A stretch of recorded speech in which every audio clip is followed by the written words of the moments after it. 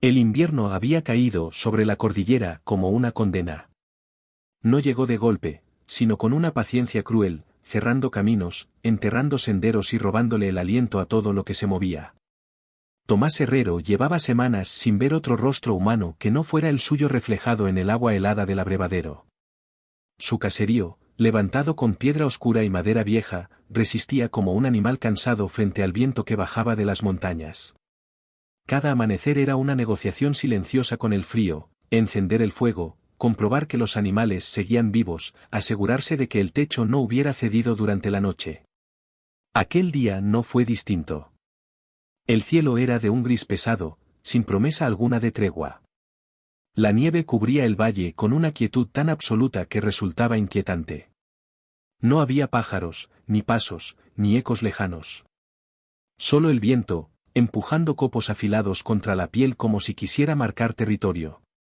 Tomás ajustó su abrigo y salió al exterior para revisar el cobertizo. Cada respiración dolía. Cada movimiento recordaba que allí, en ese rincón olvidado del norte, el invierno no era una estación, sino una fuerza que decidía quién merecía seguir con vida. Fue entonces cuando escuchó pasos. No eran firmes ni seguros. No tenían el ritmo conocido de un vecino ni el peso decidido de un hombre acostumbrado a la montaña. Eran lentos, irregulares, como si quien avanzara dudara a cada instante de dar el siguiente paso. Tomás se quedó quieto, con la mano apoyada en la puerta del establo, escuchando. El sonido se acercó, quebrado por el crujir de la nieve helada. Cuando la figura emergió entre la ventisca, a pocos metros del caserío, Tomás tardó un segundo en reconocerla. El hombre parecía más una sombra que una persona. Envuelto en pieles rotas, con el rostro hundido y la barba cubierta de escarcha, avanzaba inclinado, como si el viento lo empujara hacia atrás con cada paso. Llevaba un sombrero viejo, deformado por la humedad y el frío. Al verlo detenerse, Tomás supo quién era. Eusebio Calderón. Hacía meses que no lo veía. Antes del invierno, era un trampero flaco pero resistente, con los ojos vivos y una lengua siempre dispuesta a prometer más de lo que podía cumplir. Tomás le había prestado harina, sal, algo de munición y una manta, confiando en que, cuando pasara la temporada de caza, saldaría la deuda. Ahora, el hombre que tenía delante apenas se sostenía en pie. Sus mejillas estaban hundidas, los labios agrietados, la mirada perdida en algún punto entre la vergüenza y el miedo. Eusebio se quitó el sombrero con manos temblorosas, no solo por el frío. El gesto fue torpe, casi reverencial. No me queda nada, dijo, con una voz áspera que el viento casi se llevó. El invierno me lo ha quitado todo. Tomás no respondió de inmediato. Cruzó los brazos, observándolo en silencio. Había visto hombres arruinados por la montaña, pero algo en Eusebio resultaba distinto. No era solo hambre. Era derrota. Ni pieles, ni trampas, ni comida, continuó Eusebio. He perdido los caminos. He perdido la fuerza. Tomás pensó que aquello era el preámbulo de una disculpa, quizá de una súplica. La deuda entre ellos llevaba tiempo flotando como un asunto incómodo, pero nunca había sido urgente. Nadie esperaba que el invierno fuera tan despiadado. Entonces Eusebio tragó saliva y añadió, en un susurro cargado de desesperación. Pero puedo ofrecerte algo. Tomás alzó la mirada con dureza. No necesito nada tuyo que no puedas pagar con trabajo, respondió. Eusebio negó despacio, como si ya hubiera aceptado que sus palabras serían malinterpretadas. No tengo trabajo que ofrecer, dijo. Solo a ella. El silencio que siguió fue más frío que el viento. Tomás abrió la boca para rechazar lo que acababa de oír, pero Eusebio dio un paso a un lado. Entonces la vio. La joven estaba medio oculta tras él, envuelta en un chal gastado que había perdido toda capacidad de abrigo. Permanecía erguida, inmóvil, como si el frío no tuviera derecho a tocarla. Su rostro estaba marcado por sombras que no pertenecían al invierno. Un morado oscuro se extendía a lo largo de su mandíbula. Otro asomaba bajo la tela, cerca del cuello. Aun así, no bajó la mirada. Sus ojos, negros y atentos, se clavaron en los de Tomás con una firmeza que descolocaba. No parecía asustada. Tampoco sumisa. Tomás sintió como algo se tensaba en su interior. No compro personas, dijo con voz seca. Y no acepto tratos de ese tipo. Había visto demasiadas cosas en su vida para tolerar aquello. El hambre, la violencia y la miseria sacaban lo peor de algunos hombres, pero eso no lo hacía aceptable. Eusebio levantó las manos, apresurado. No es mía, se defendió. No la he tomado como propiedad.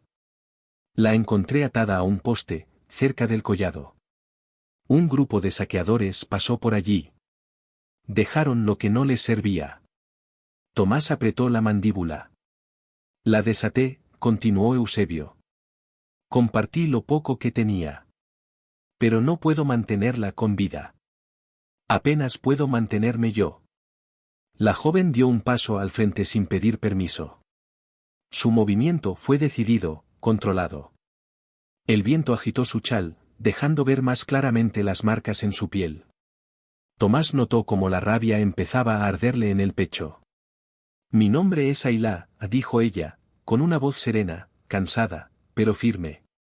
No pido nada que no pueda ganar. Trabajaré por mi lugar. No había ruego en sus palabras. No había miedo. Solo una declaración. Tomás la miró durante un largo instante. Luego miró a Eusebio. El dilema se le clavó como una espina. Parte de él quería cerrar la puerta, negarse a cargar con más peso del que ya soportaba. El invierno no perdonaba los errores, y la compasión podía ser uno. Pero cuando volvió a fijarse en Ailá, algo cambió. Detrás de las heridas y del cansancio había una fuerza difícil de explicar. Una resistencia nacida de haber sobrevivido a cosas que no deberían sobrevivirse. Y, más inquietante aún, una chispa de esperanza, mínima pero viva, resistiendo bajo la nieve. Si me voy, muere, murmuró Eusebio. Si se queda conmigo, morimos los dos. Tomás no respondió. Ailá sostuvo su mirada sin pestañear. No estaba evaluando su bondad, sino su peligro. Como si decidiera si aquel hombre sería refugio o amenaza. El viento arreció, empujando la nieve contra ellos. Tomás reparó en sus zapatos rotos, en sus dedos entumecidos, en la forma en que el frío ya había empezado a reclamarla. No me debes nada, dijo finalmente Tomás, con la voz más baja. Ninguna deuda justifica esto. Ailá avanzó hasta quedar bajo la luz que escapaba del interior del caserío. Las heridas se hicieron más visibles. También las cicatrices antiguas, finas, alrededor de sus muñecas. Tomás sintió una furia contenida, protectora, algo que no había sentido en años. Miró la puerta. Miró la noche. Y entendió que dejarla marchar sería una forma de violencia que no podría cargar sobre sus hombros. Ailá no sonrió. Pero algo en su postura se relajó apenas, como si una carga invisible aflojara su presión. Tomás supo entonces que aquel invierno acababa de cambiar. No sabía cómo ni a qué precio. Solo que la decisión ya estaba tomada, y que la mirada de esa mujer llevaba consigo algo inquietante y poderoso que no podría ignorar. Tomás no puso condiciones. No habló de deudas, ni de tiempo, ni de favores futuros. Simplemente abrió la puerta y dejó que Ailá cruzara el umbral. El gesto fue sencillo, casi silencioso, pero en ese instante la casa dejó de ser solo un refugio contra el frío y se convirtió en un espacio compartido. Eusebio no dijo mucho más. Asintió con una mezcla de alivio y vergüenza, evitó mirar a la joven y se marchó cuesta abajo, perdiéndose entre la nieve. Su silueta se desdibujó pronto, pero la carga que dejaba atrás permaneció, pesada, instalada en el aire. Dentro, el fuego crepitaba con un sonido constante. El calor era real, pero no inmediato. Ailá se quedó de pie cerca de la puerta, como si aún no supiera si aquel lugar le pertenecía. Tomás señaló un banco de madera, le indicó dónde dejar el chal mojado, y volvió a sus tareas sin ceremonias. No quiso mirarla demasiado. Tampoco quiso que ella pensara que debía agradecer nada. Los días siguientes se ordenaron alrededor de rutinas simples. El invierno no concedía lujos ni pausas.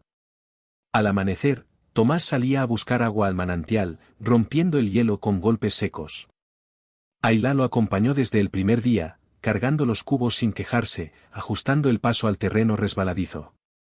Cuando regresaban, el vapor de su aliento se mezclaba con el humo que salía del tejado. La leña se convirtió en una prioridad constante. Tomás cortaba los troncos más grandes, y Ayla los apilaba con una precisión casi metódica. Sus movimientos eran económicos, sin gestos innecesarios. No hablaba mientras trabajaba. No preguntaba. Observaba, aprendía y repetía. Con los animales fue igual. Se acercó a ellos con calma, sin brusquedad, como si entendiera que también luchaban contra el mismo enemigo invisible. Los caballos aceptaron su presencia sin resistencia. Las gallinas dejaron de alborotarse cuando ella entraba al corral. Tomás empezó a notar cosas que al principio había evitado ver. La forma en que Ayla se movía con cuidado al levantar los brazos. El modo en que apretaba los dientes cuando el frío se colaba por debajo de la ropa. Una tarde, al pasarle un cubo, sus manos se rozaron. Él sintió la aspereza de la piel, las grietas abiertas por el trabajo y el hielo. Más tarde, junto al fuego, vio con claridad las marcas en sus muñecas. Cicatrices finas, antiguas, imposibles de ignorar. No dijo nada. Pero algo se encendió en su interior. No era lástima. Era una ira profunda, silenciosa, dirigida hacia un mundo que permitía esas heridas. Hacia hombres que dejaban marcas en otros cuerpos y seguían caminando como si nada. Esa rabia lo sorprendió por su intensidad. Hacía años que no sentía nada parecido. El silencio se volvió una presencia constante entre ellos. No era cómodo al principio. Pesaba, obligaba a escuchar el crujir de la madera, el aullido del viento, los propios pensamientos. Pero con el paso de los días, ese silencio empezó a transformarse. Dejó de ser una barrera y se convirtió en un espacio compartido. Trabajaban juntos sin hablar, sincronizados por la necesidad. Cuando uno se movía, el otro ya sabía qué hacer. Por las noches, se sentaban cerca del fuego. Tomás afilaba herramientas o remendaba cuero. Ayla cosía con una concentración absoluta, sus dedos moviéndose con destreza pese a las grietas y el enrojecimiento. La luz de las llamas dibujaba sombras en las paredes de piedra, alargadas, casi humanas. A veces cruzaban una mirada breve. Nada más. Una noche, Tomás rompió el silencio sin mirarla. No tienes que hacerlo todo, dijo. El trabajo no se acaba nunca. Ayla levantó la vista despacio. El trabajo mantiene la mente quieta, respondió. El descanso trae recuerdos. No añadió nada más. Tomás entendió que no debía preguntar. Otra noche, mientras el viento sacudía las contraventanas, Ayla habló de nuevo. Donde vengo, trabajar no es castigo, dijo. Es la forma de seguir existiendo. Cuando dejas de hacer, te apagan. Tomás se quedó inmóvil. Aquellas palabras le resultaron inquietantemente familiares. Él también había aprendido a esconderse en la rutina, a usar el esfuerzo físico como muro contra lo que no quería pensar. Por primera vez, se vio reflejado en ella. Dos personas distintas, cargando silencios parecidos. Los días pasaron sin que ninguno los contara. El invierno seguía presionando desde fuera, pero dentro del caserío algo había cambiado. La casa ya no sonaba vacía. Los pasos de Ayla, su respiración, el leve roce de sus manos al dejar un cuenco sobre la mesa, llenaban espacios que Tomás no sabía que existían. Las heridas de Ayla fueron apareciendo poco a poco, como secretos que el tiempo decide revelar. Un morado que cambiaba de color.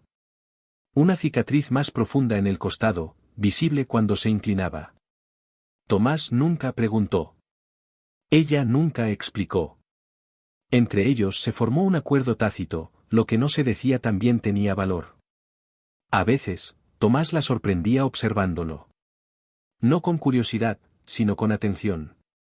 como si estudiara sus gestos, su forma de tensarse ante ciertos sonidos, la manera en que se quedaba quieto cuando el viento golpeaba demasiado fuerte. Aquello lo incomodaba, al mismo tiempo, lo hacía sentirse visto. Una noche, el cielo se cerró de golpe.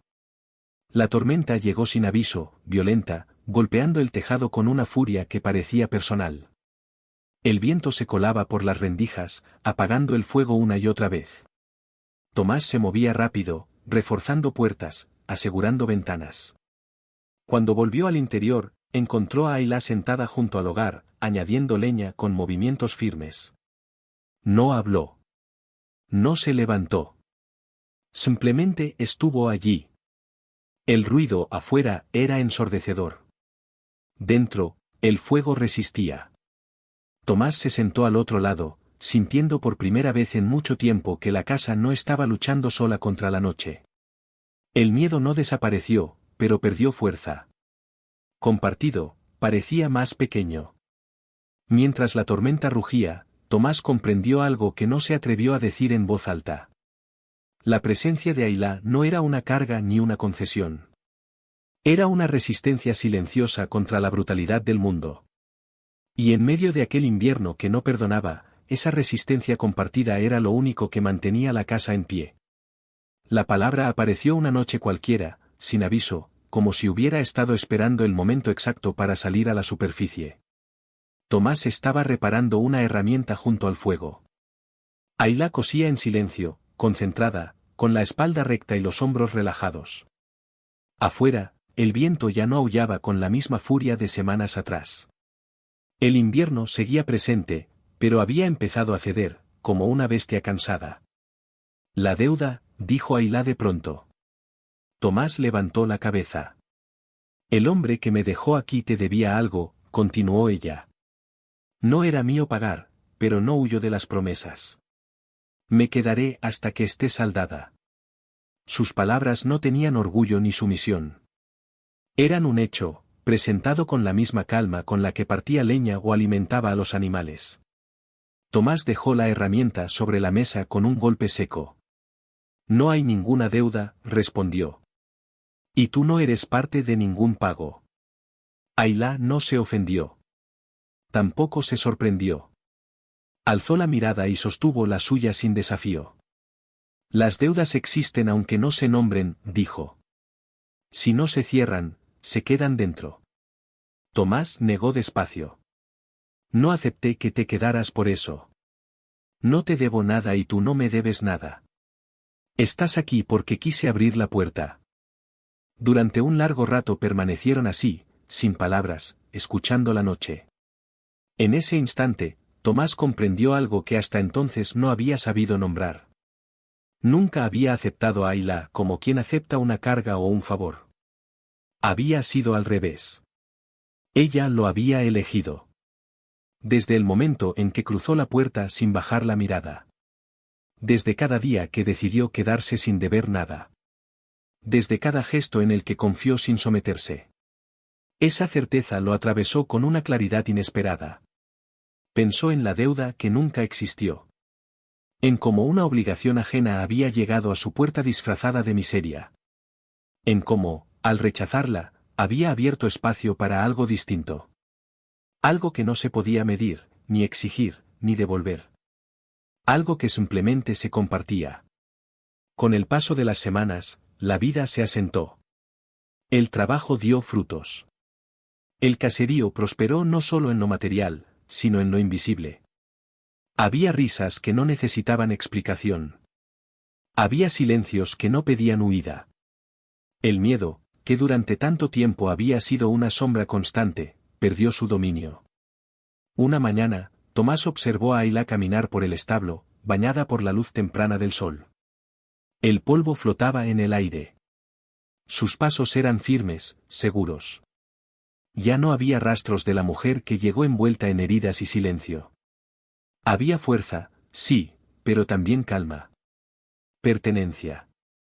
Tomás entendió entonces que su vida había cambiado de forma irreversible. No por un acto heroico. No por una promesa solemne. Sino por haber dicho no a una deuda y sí a una persona. Por haber permitido que alguien entrara sin convertirla en obligación. Lo que comenzó como terror, hambre y abandono se había transformado en algo profundamente humano. Una conexión nacida del respeto, sostenida por la elección y sellada por el tiempo compartido.